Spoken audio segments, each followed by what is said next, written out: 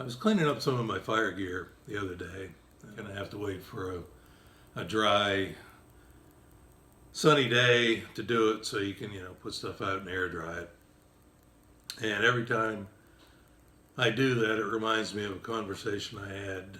It was probably my second, maybe my third year in fire. And by in fire, I mean I was a firefighter. I wasn't, didn't even have a dedicated fire job at the time.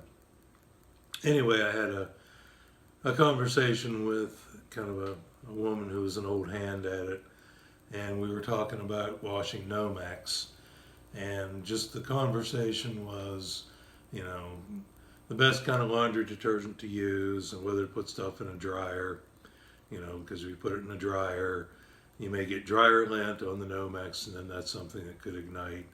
And it's just really a kind of a trivial, almost inconsequential conversation. But at the time, I was new and, looking for any information I could get from anybody.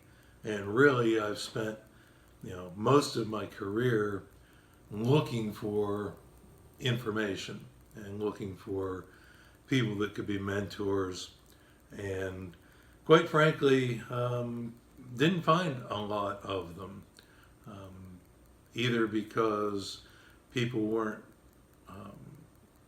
interested in doing that or filling that role, weren't comfortable with it. Some of it, frankly, was because my social skills weren't always the best, so I wasn't approaching people in the right way. But it to me, I've always, looked for those kinds of situations, even if I did it badly. And when I got to, positions where I got to know a little bit or got to be in positions where I could help folks, I always wanted to try and do that.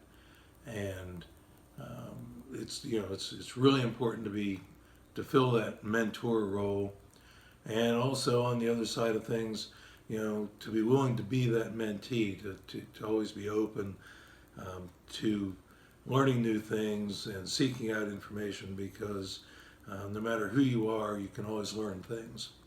And the people that aren't open to learning things because either they think they know it all already, or they're not willing to humble themselves to ask for information or ask for help. Those are the people that I think sometimes you really have to go out of your way to try and help them, because sometimes those are the people that need the most help. And it's not always by sharing information with people or or providing that technical assistance.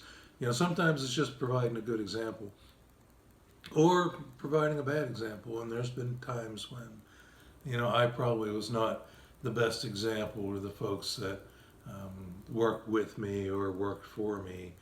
But my hope there is that people were smart enough on their own to realize that,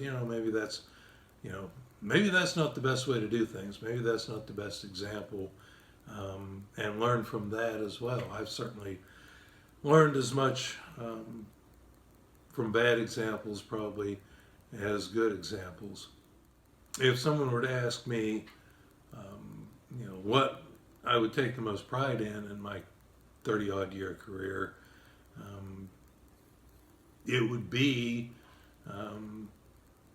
where I've helped or provided an example or did what I could for folks that worked for me to move them along in their careers. And there's a handful of people that I can think of that have either directly coming through my programs that I can say I've helped, or some folks that pass through indirectly that I like to think, even if it was in a minor way, that I helped them move on to, being an FMO themselves, or being, some advanced placement in the fire program, in someone's fire program, and that's really what I think